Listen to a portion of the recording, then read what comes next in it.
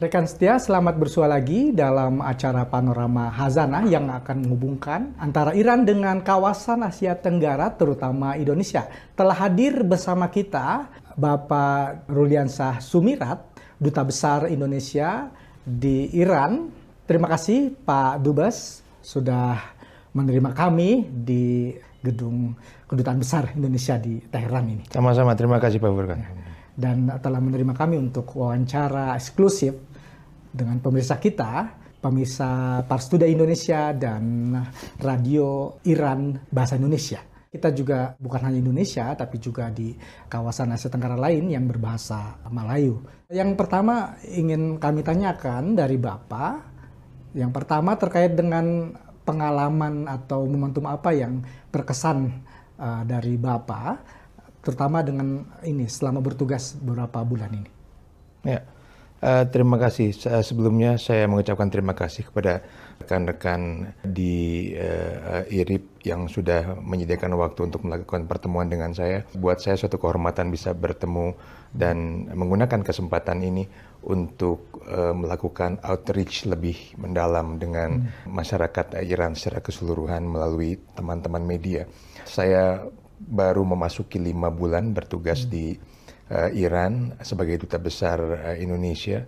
Namun saya mengalami betul bahwa dalam jangka waktu yang sangat pendek, 5 bulan ini, saya merasa banyak hal yang sangat memorable bagi saya pribadi, baik itu terkait dengan hubungan dengan pejabat dari pemerintah atau juga hubungan dengan masyarakat secara umumnya yang menunjukkan adanya keinginan dan interest dari masyarakat Iran untuk terus bekerja sama di dalam berbagai sektor dengan rakyat dan pemerintah Indonesia.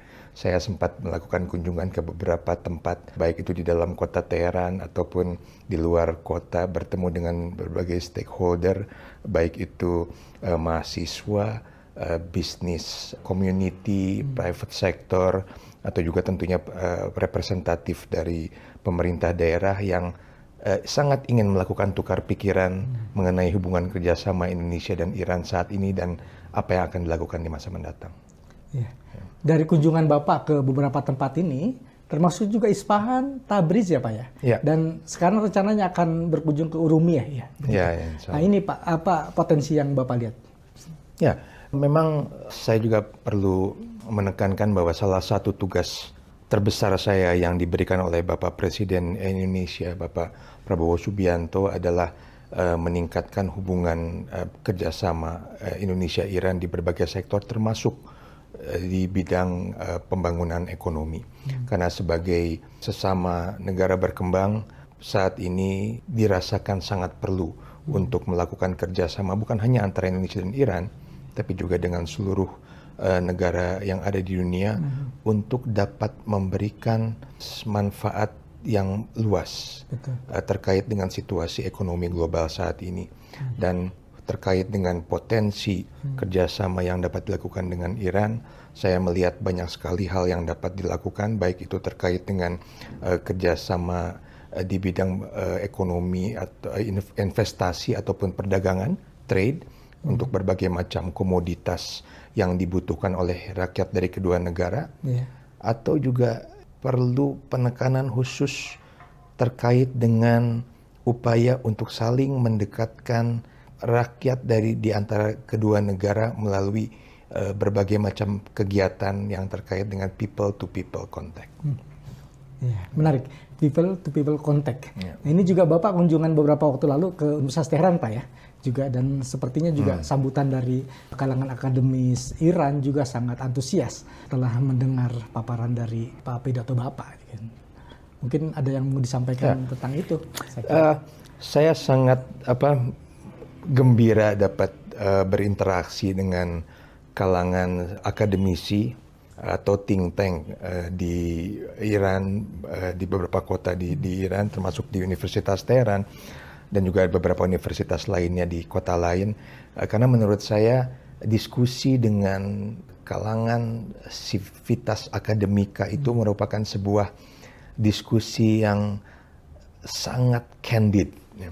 Sangat terbuka, sangat open-minded, sangat transparan. Karena kita tahu kalau kalangan Civitas Academica itu tidak terkungkung atau terikat dengan berbagai macam ketentuan tentunya, sehingga memiliki kebebasan untuk melakukan kajian, menyampaikan saran, menyampaikan kritik, dan oleh sebab itu saya sangat menyambut baik dan juga berterima kasih kepada beberapa universitas yang sudah menerima saya dan meminta saya untuk menyampaikan beberapa hal, baik dalam bentuk kuliah umum ataupun dalam bentuk diskusi. Dan dari situ terlihat bahwa kalangan mahasiswa di Iran memiliki pengetahuan yang mendalam mengenai situasi yang saat ini terjadi, baik itu terkait dengan hubungan bilateral Indonesia dengan Iran, ataupun juga terkait dengan dinamika regional dan global yang saat ini dihadapi oleh seluruh international community. Dan dari di dialog tersebut banyak sekali ide-ide yang saya pikir patut kita tindak lanjuti bersama, terutama terkait dengan hubungan bilateral kedua negara, bagaimana banyak saran, input, suggestions, atau juga bahkan kritik yang membangun dari teman-teman mahasiswa itu agar hubungan kedua negara dapat lebih baik lagi. Iya. Untuk usulan hubungan antar universitas apa nih Pak yang sedang didorong sekarang kira-kira? Ya, saya memang dalam proses untuk exploratory mode ya saat ini untuk terus melakukan mapping mengenai kegiatan-kegiatan yang kiranya menjadi common concern, menjadi perhatian bersama yang dapat diperdalam dengan bentuk kerjasama yang lebih konkret. Betul. Khusus terkait dengan kerjasama di bidang pendidikan. Saya juga akan melakukan stock taking untuk mengkaji berbagai macam memorandum of understanding ataupun kesepakatan yang selama ini sudah dibuat di antara beberapa universitas di Iran dan Universitas Indonesia, dan akan mencoba untuk mendorong implementasi dari berbagai memorandum of understanding atau agreement tersebut. Dan juga tentunya apabila terbuka kemungkinan untuk memperluas kerjasama antar universitas dengan menambah jumlah universitas yang bekerja sama, atau mungkin memperluas area of cooperations di antara universitas-universitas tersebut, saya akan coba dorong dan akan terus berkonsultasi dengan berbagai stakeholders yang ada di Iran. Yang pasti terkait dengan masalah edukasi, pendidikan ini adalah salah satu program prioritas dari pemerintahan Bapak Presiden Prabowo Subianto.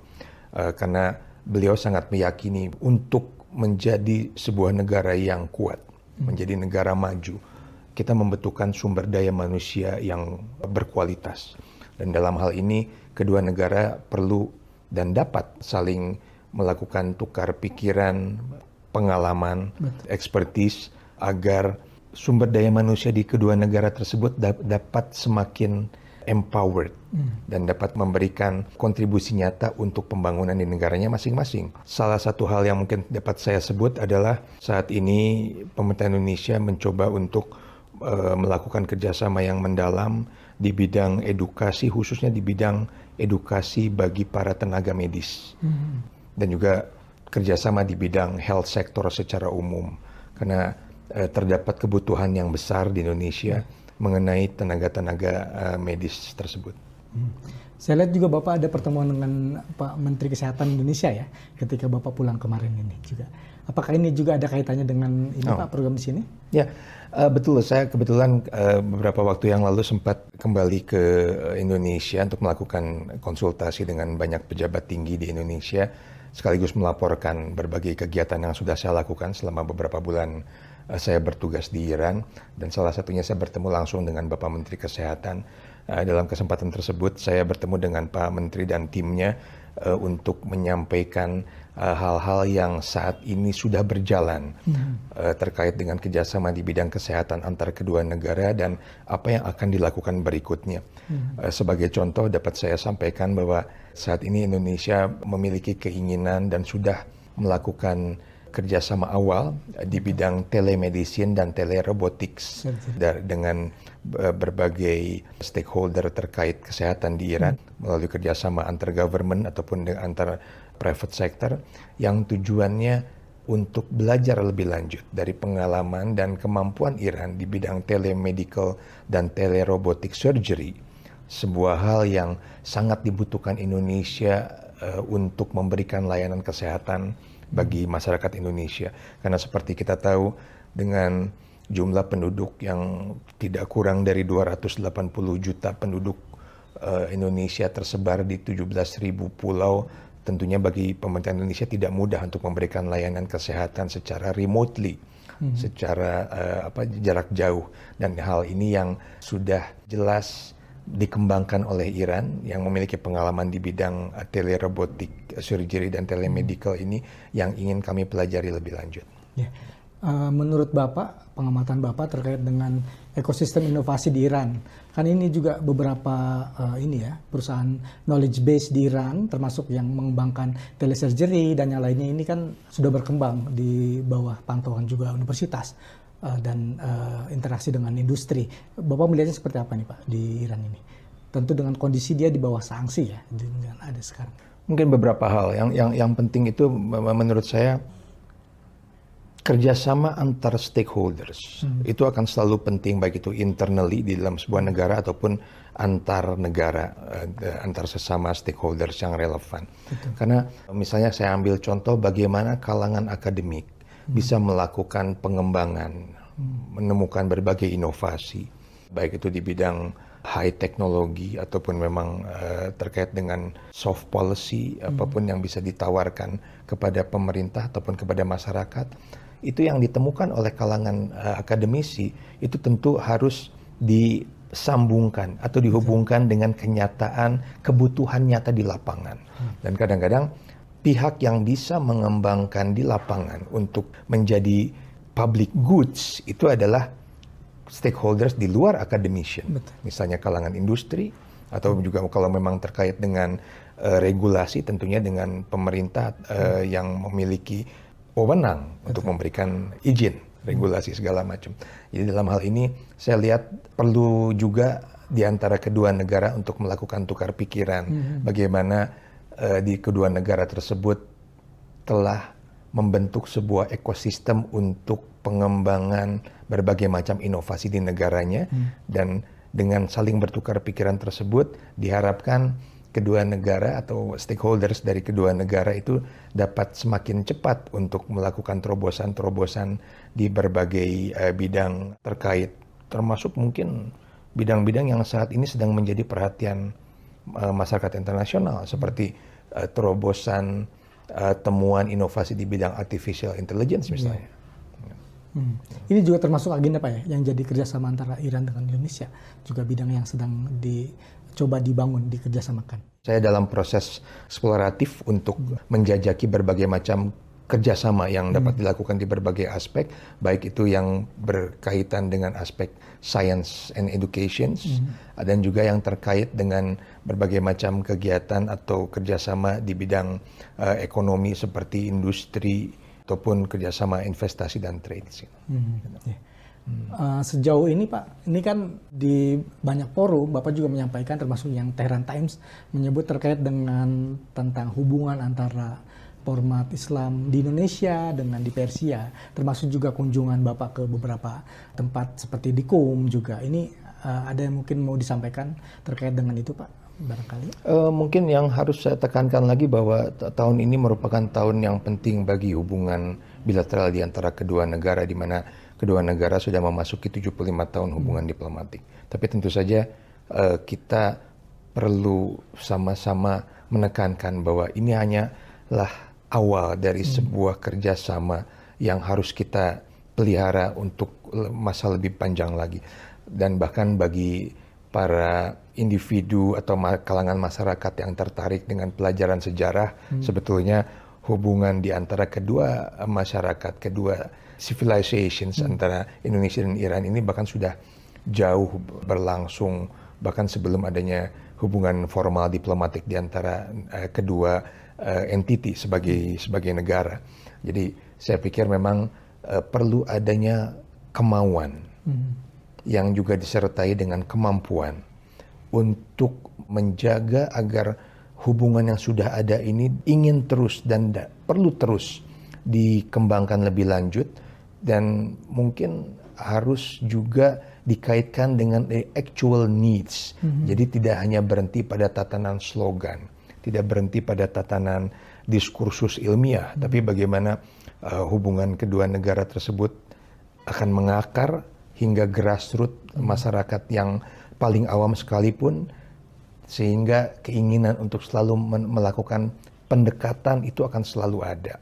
Buat saya dalam berbagai macam kesempatan terpisah selalu menekankan bahwa setelah 75 tahun hubungan diplomatik ini, yang paling penting adalah bahwa kita selalu akan saling terbuka, saling transparan, saling menghargai, saling menghormati, dan bahkan kita akan selalu sanggup untuk duduk bersama, bertukar pikiran, bahkan untuk isu-isu yang paling sulit sekalipun, atau isu-isu di mana kita memiliki perbedaan pandangan atau perbedaan cara untuk approaching masalah tersebut. Karena tidak selalu kita akan selalu sepakat dalam berbagai hal 100% tentunya. Bagaimanapun juga kita memiliki kepentingan nasional masing-masing yang harus kita perjuangkan.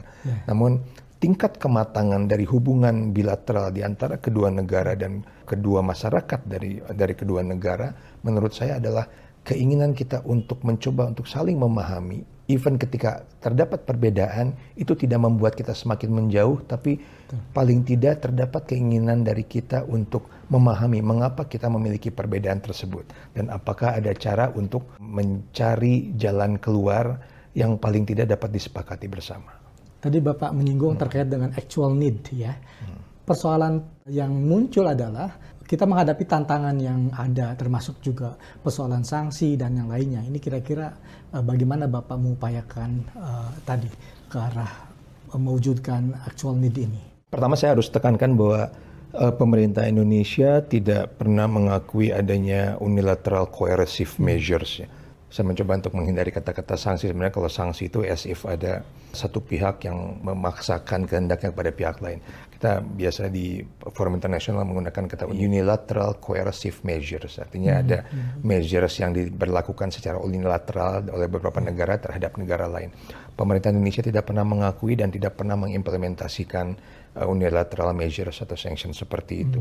Pemerintah Indonesia tentunya hanya terikat dan wajib menjalankan sanksi atau measures yang dijatuhkan oleh Perserikatan Bangsa-Bangsa, mengingat di dalam piagam PBB ya UN Charter tersebut memang secara jelas tertulis dan kita anggota PBB terikat di bawah pasal 25 dari UN Charter itu, bahwa keputusan yang diambil oleh Dewan Keamanan PBB itu mengikat kepada seluruh anggota PBB, bukan hanya kepada negara anggota Dewan Keamanan PBB. Jadi selama itu bukan sebuah sanctions measures yang dijatuhkan oleh PBB, Indonesia tidak akan mengakui.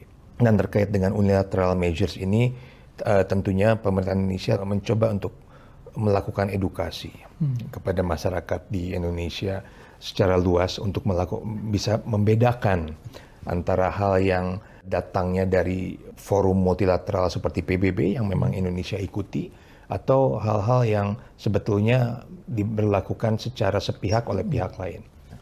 Hanya memang saja saya harus akui juga bahwa bagaimanapun ketika kita bicara masalah kemungkinan adanya kerjasama di antara beberapa kalangan, misalnya private sector atau business community, tentunya mereka memiliki perhitungan kalkulasi masing-masing, sehingga tidak dapat dipungkiri bahwa terdapat kadang-kadang situasi di mana adanya reluctancy, keraguan-raguan dari beberapa pihak untuk melakukan kerjasama secara mendalam di berbagai sektor dengan pihak-pihak terkait di Iran.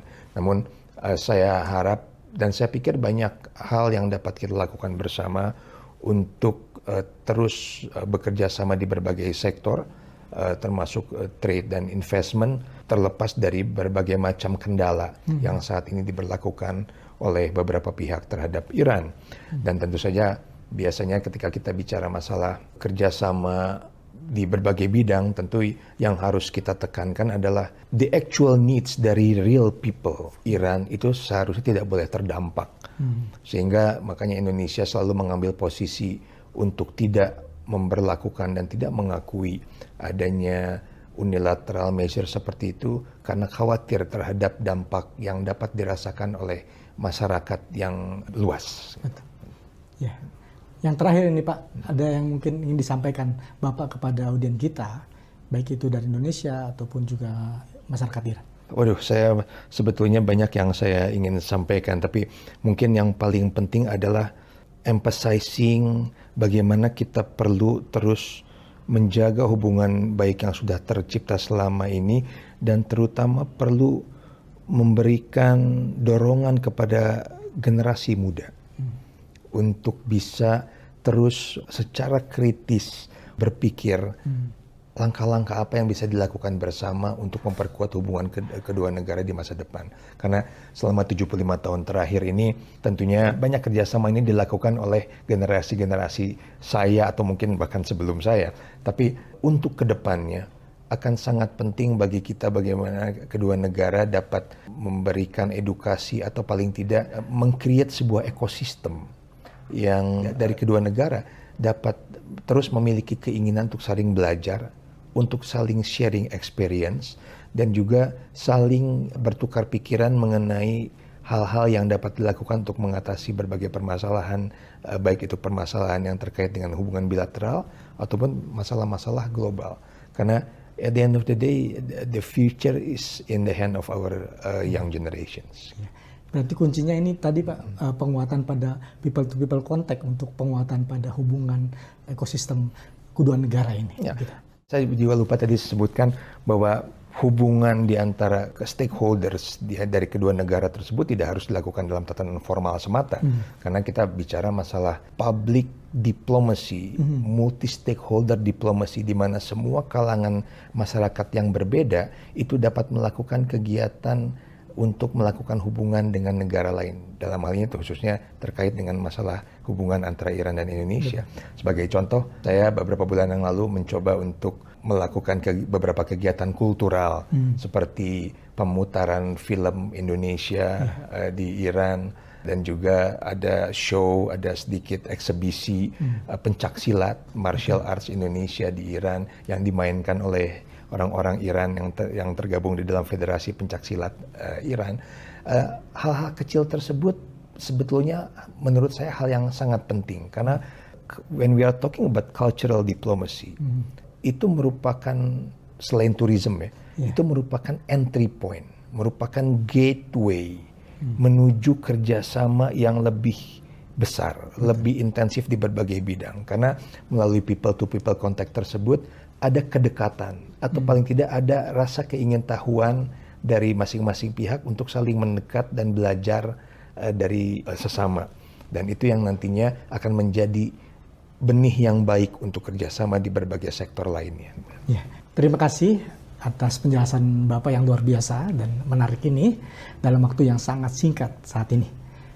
Pemirsa, demikian tadi Panorama Khazanah edisi eksklusif bersama Bapak Duta Besar Republik Indonesia di Iran, Bapak Ruliansyah Sumirat. Sampai jumpa lagi pada edisi lainnya. Wassalamualaikum warahmatullahi wabarakatuh.